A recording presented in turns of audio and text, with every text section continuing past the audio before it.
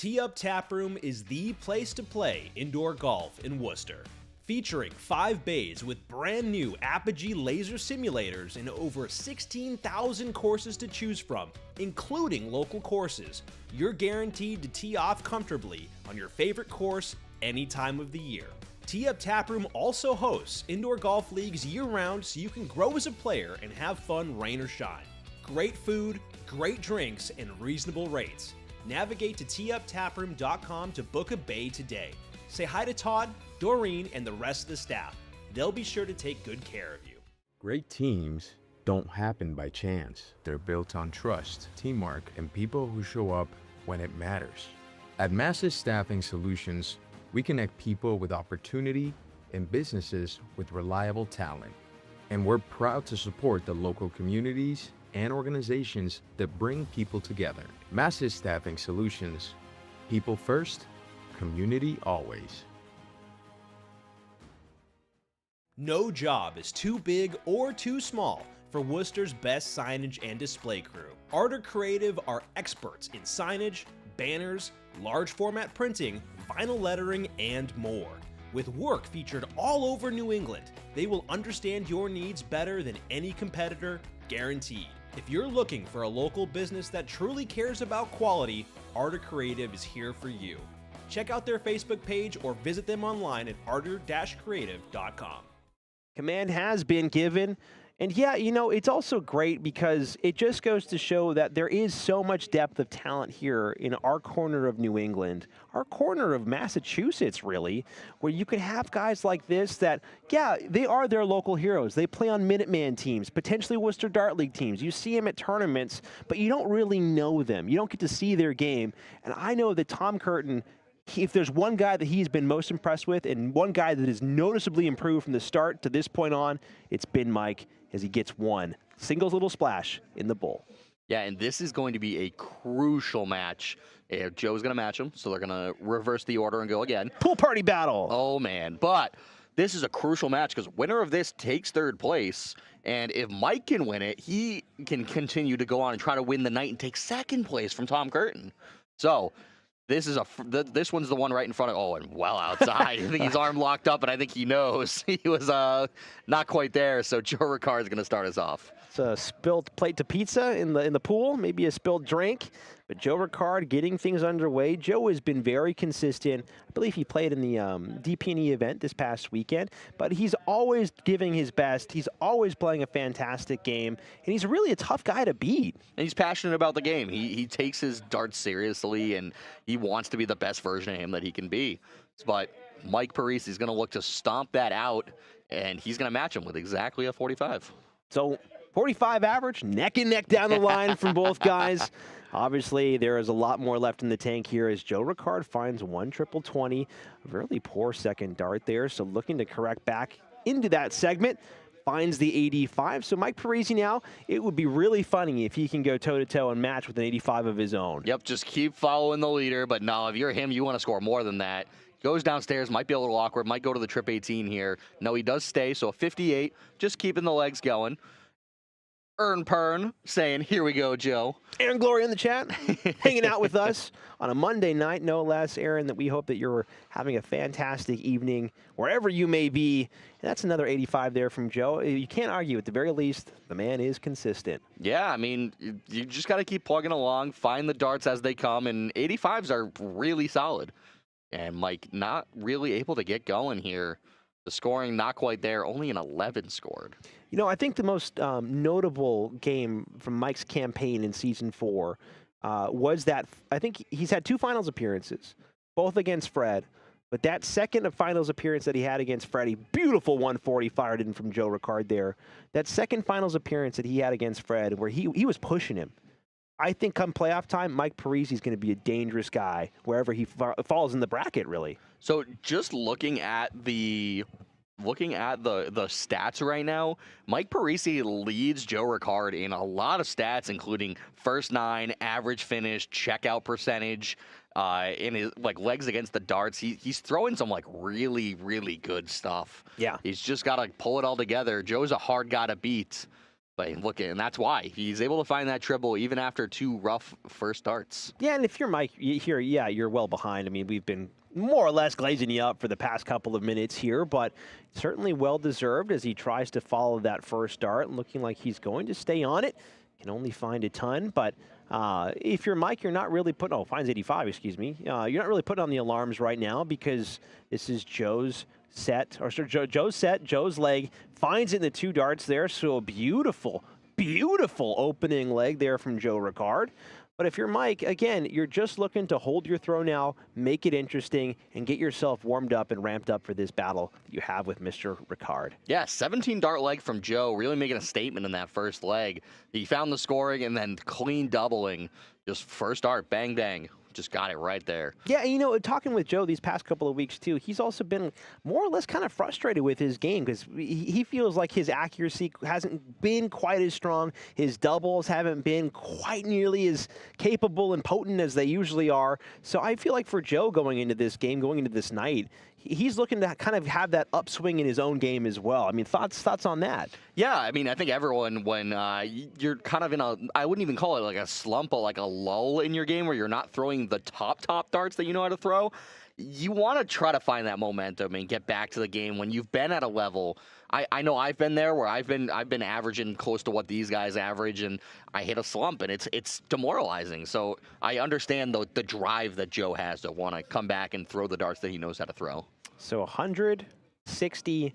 What can Mike do to follow up that 60 from Joe Ricard? It's a beautiful first start. Again, the line that he's been trying to follow just hasn't been quite as clear, able to hit that 81. So this is looking like a great defense being put up here by Mike Parissi. But Joe Ricard now, first start in that corner. So much space to work with.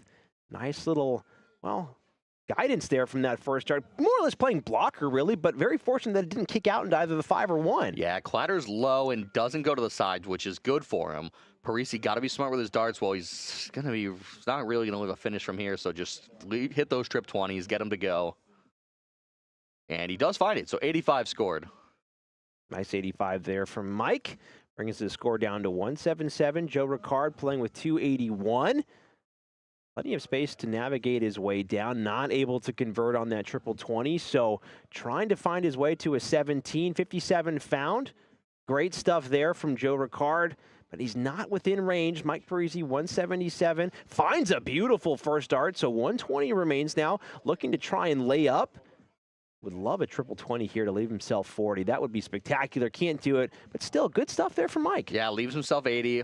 A good answer. He's now 15 darts into this leg, leaving himself 80 is just really good stuff. Joe, got to keep it straight. Now you definitely have to keep it straight. At least find the 60. Does find the 60 to leave himself 164. Yeah, it's great math, and that was something that we didn't really see too much of in the past game with Stephen Corian and Justin Burke. A lot of math mistakes there, but none here, excuse me.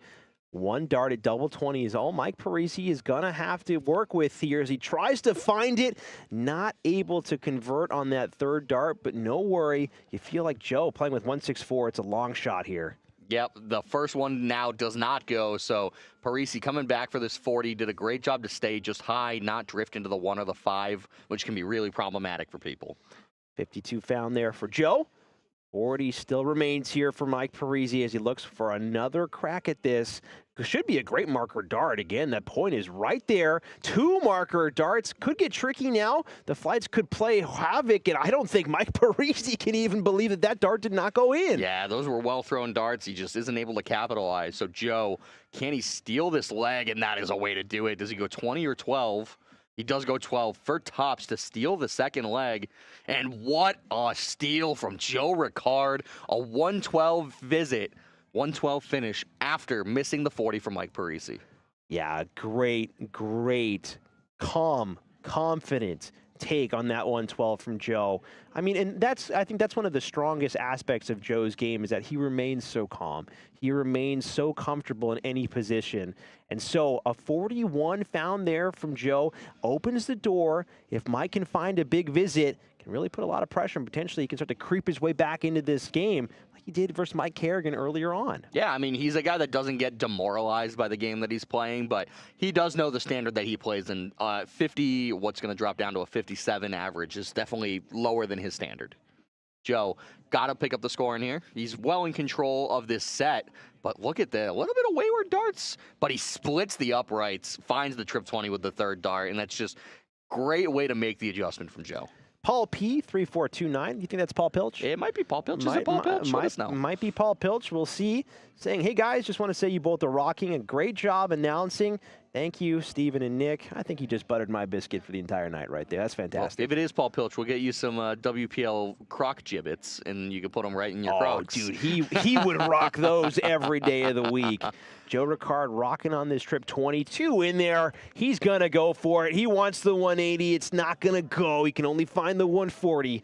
But Mike Parissi now well far behind, not playing to the same standard after, well, almost 3.5 legs of play here, shooting at 56.21. Not the greatest start, not the start he would have wanted. And Joe, more or less just kind of doing what he needs to do to get to a finals appearance here. Joe definitely in cruise control, throwing some great darts, doing what he's got to do. He's feeling more solid. Still, I would argue, not to the level that he normally plays, but still, it's good enough. And that's sometimes enough, you know what I mean? Like, yeah, sometimes all you can hope for is whatever it takes to win. Yeah. You can't be upset if you don't take it out in spectacular fashion. Those are rarities. So now Mike Parissi looking to try and keep these steady, looking for another one. It's just something not right with the throw. He's not setting his arm properly. Just tough visits from Mike back to back here. Yeah, hopefully he can figure it out and moving on in the next set because Joe is just firing away. Will look to stay there.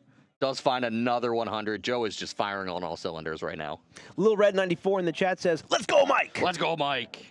He needs the support right now. Again, we're hyping him up for the first few minutes of this game, but he has been struggling here in this opening set against Joe Ricard, able to pick up the nice ton, but it all might just be academic at this point.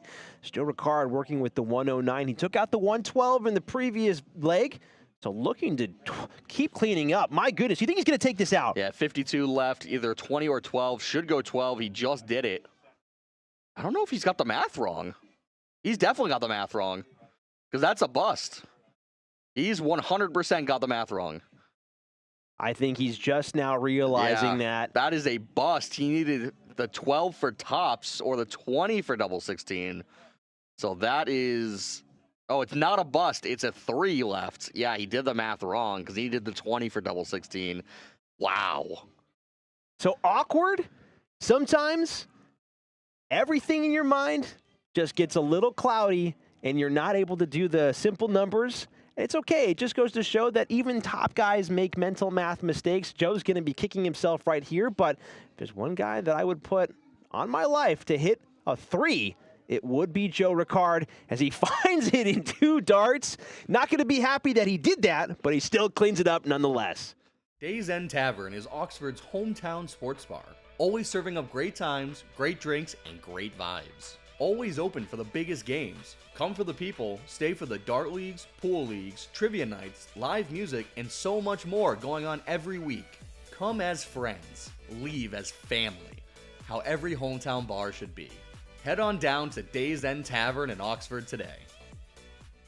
𝗏𝗏𝗀𝗍𝗏 Darts is the name in darts for Central Massachusetts and beyond. From dart sets and boards, accessories and apparel, to luck of the draws and events, 𝗏𝗏𝗀𝗍𝗏 Darts does it all to support the community they truly understand and love. Trusted by everyone, from players just starting out to state league champions, if you need to stock up on supplies or are just looking for a good time, look no further than 𝗏𝗏𝗀𝗍𝗏 Darts. Be sure to follow them on Facebook to stay up to date and tell them the WPL sent you. Since 2014, US Sports and Apparel has been helping teams, companies, and organizations look their best. Their catalog runs deep, including custom team uniforms, embroidered corporate wear, spirit wear, and promotional items. If you want it branded, they have the tools and the people to get the job done right. So if you're looking for unmatched quality, customer service, and quick turnaround time on your project, head down to Marlboro or give US Sports and Apparel a call. Again, if you're looking for gear that works as hard as you do, trust in US Sports and Apparel to get the job done right. Yeah, lucky that you said that you would, yeah, look at the reaction from Mike Parissi there. He knows. He knows it.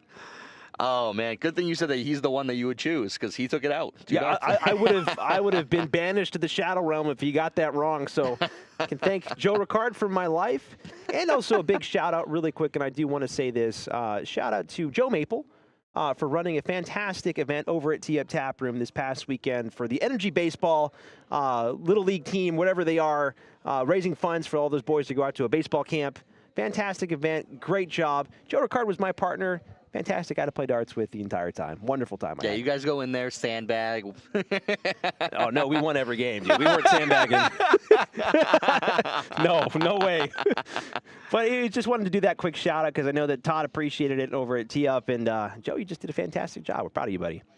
All right, great stuff from Mike. He's getting going in this leg. A little bit of a falter from Joe, but shouldn't be long before he does that and gets right back into the trip 20.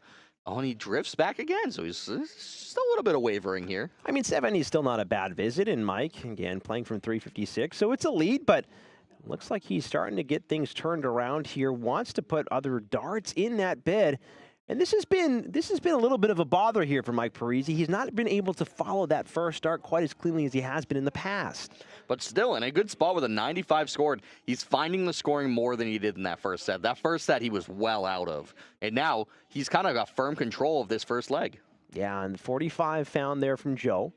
So things are getting really tricky now for Mr. Ricard. Mr. Parissi is looking to, well, just keep on keeping on, find these good darts. I believe that's 20 found. And that's, I think he needs to move on the line a little bit because he has been consistently hitting left of whatever he's been aiming at. Yeah, sometimes it's just a release thing where you're holding, like, you're a little too stiff with the throw because he has a really stiff throw. Like, it's really mechanical, which can be good because you can repeat it over and over. But sometimes it's a little bit too much of a pull when you're throwing the dart that you drift left or right. So Mike gonna look to straighten it out here.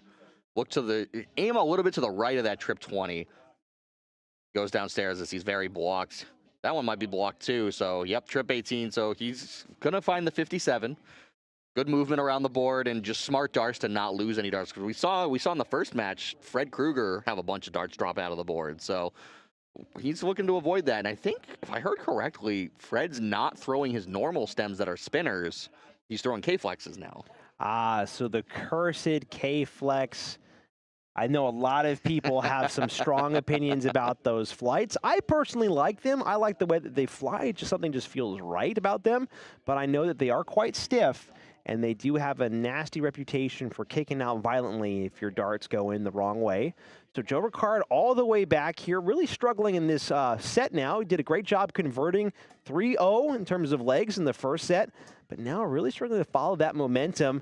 And that is a big 22 found there. Can't even afford breakfast. Joe Ricard well behind his mic is really setting the pace now, 148. Also not going to go here on this occasion, but if you're Mike, you're just laying up. You're not really feeling bothered at all. Yep, we're going to look to find a big scorer. All right, 58 score, going to leave himself the 90, which is smart because you only need 2 singles to get to the double bull. Just in case Joe hits a big visit here. And you never know when Joe's going to come out of this. He comes out firing. Another trip 20, and there it is. That's what I'm talking about. 120 scored, and it looks like it's a 135, so a great visit. Going to leave himself 106. So Mike Parissi now has to take out this 90. And double 15 left. He makes the right choice, but he goes just outside. That might be a blocker dart. Oh, and he goes just inside, so 15 left for Mike. And Joe Ricard, outside chance at this 106. I feel like that's always a very tricky switch when you go from triple 20 down to that double 15, and he needs either 6 or 10. He loves double 20. Can he find it with this third dart? He misses it by a millimeter. How close was that third dart? But now Mike Parissi has to work hard here to try and clean up this awkward 15. Should be going for the 7 to leave double 4, and what a close dart that was. Going across now, and he busts his score. He hits the double 18, so double trouble for Mr. Parissi. Joe Ricard looking to capitalize on that mistake. Yeah, just the wrong double, and he doesn't miss by much, but you don't expect Joe to step up and miss here. Oh, and that's well low. Got to make the correction, and he's well outside. It's definitely some double trouble from Joe, as he is unable to capitalize on the mistake. Will Mike Will Mike fix his mistake, No. or will he throw a trip 16 and bust his score again? Yeah, I think there was some very visible frustration on the face of Mike Parissi there, as he couldn't even believe that he hit the trip 16. It was that wide. Going up to double 5 now. Needs to pull it inside. That first attempt at it was really wide. Double trouble for both guys here, so it's getting a little awkward now. So a third attempt for Mike Parissi at 15 here. Gotta keep, and he doesn't. He busts it again. You can see the just aggravation. We're all human. Joe, back to the line for what he wouldn't have expected to get another chance at. And he still decides not to split it. As he finds a single 5 and look at both of these guys unable to really do anything with these numbers. I've got a lucky dollar bill to the guy who can get out of this leg and save our averages. I've got a lucky dollar bill. Come on, somebody. Gotta be quicker than that. Come on, come on. Double 5 needed for Joe Ricard.